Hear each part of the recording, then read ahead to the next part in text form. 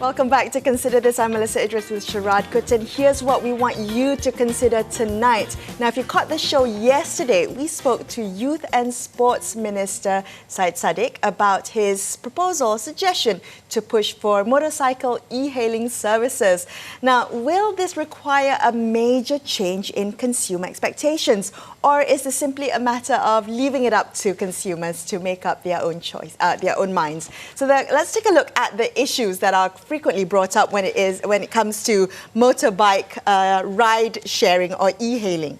Right, Melissa, of course, one of the biggest issues is the question of safety, and this was also mentioned a couple of months ago by the Transport Minister, Anthony Loke, when he kind of turned down the idea of having motorcycle taxi services. And what's interesting is that I think this is a question that needs deeper consideration because of this. One, is it the fault of motorcyclists that there's such a high mortality rate with them, or is it just the conditions of the roads? The motorcycle lanes that are full of potholes, and are they constructed in the way to make them safe? And so we are putting the blame perhaps on the victims rather than on the people responsible for creating safety on the road. Well, the job of the government is to regulate, right? So we want them to create a safe space on public roads.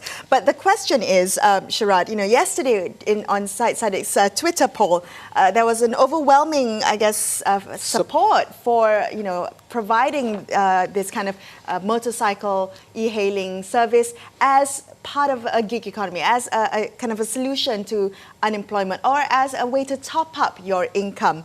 But the question is, Sharaad, on the passengers' side, what will make you want to take it? Well, I have, Melissa. I've had, not in this country, obviously, but I've taken, e-hailing in Ho Chi Minh City, for instance. I chose that over the cars because of the traffic situation. I thought, it would be reasonably safe. I put my trust in a complete stranger.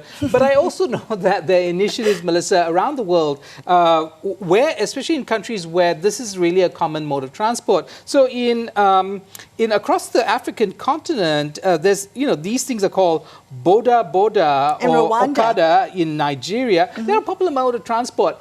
And an app has been created, Melissa, to help improve the safety record of motorcyclists. So it's an app that helps both the rider but also the passengers. It monitors the way the rider rides and so on and so forth. So what, in case too much swerving and or too jerky much movements, you could blame the potholes, and also time, whether they're going too fast and so on and so forth. All these are technical problems that can be, and if those are there too, perhaps it will give give confidence to consumers. So maybe consumers might initially be hesitant to take this up, but in time, as we were, many years ago, if I remember, before the advent of e-hailing, or just as the e-hailing became big, people were hesitant, and now it's like the dominant mode of transport, at least for cars. So some of the issues that were brought up, in terms of the hesitation when it comes to motorcycle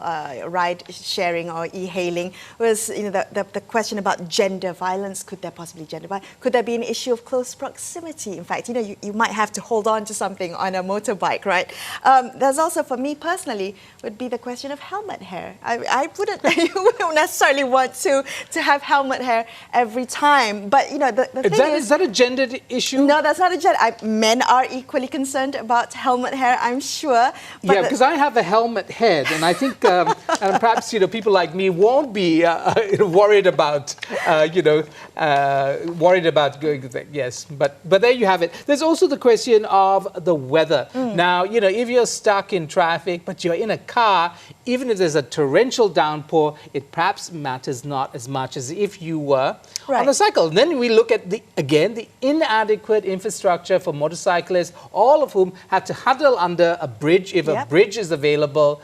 And so, again, if this is going to happen and it's going to be done as a serious proposition for consumers and people who will take public transport, perhaps that kind of infrastructure has to be built. Yeah, but that's not kind of short term though. I mean, one of the biggest considerations would definitely have to be price. I mean, you're thinking perhaps this could be cheaper, but also congestion. If you live in an urban area, it's just so much faster to travel on a motorbike than it is to be stuck behind the wheel of a car. Yes, but often motorbikes, Melisa, get away with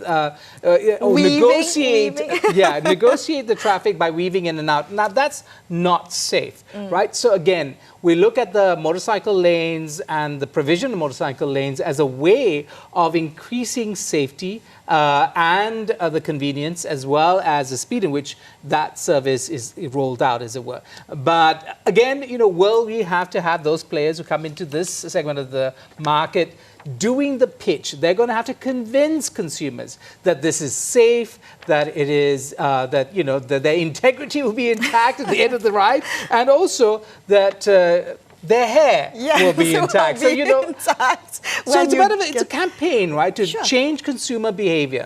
But first, convince the regulators that there is a room in the market for this and it is safe. So first the regulators, and then change the minds. Yeah, I've already had a word from the Minister of Transport, Anthony Loke, saying he's considering it. And yesterday on the show, Syed Saddiq said that he would be speaking to Cabinet tomorrow at the Cabinet meeting, putting this proposal forward. We'll hope to check in with him and see what kind of timeline does he have to roll this out if Cabinet approves of it. So consider that tonight, for two-wheeled transport, would you get on board? That's all we have on the show today. I'm Melisa Idris with Sharaad, Kuttan, and we will be back with you same time tomorrow night, only on Consider This.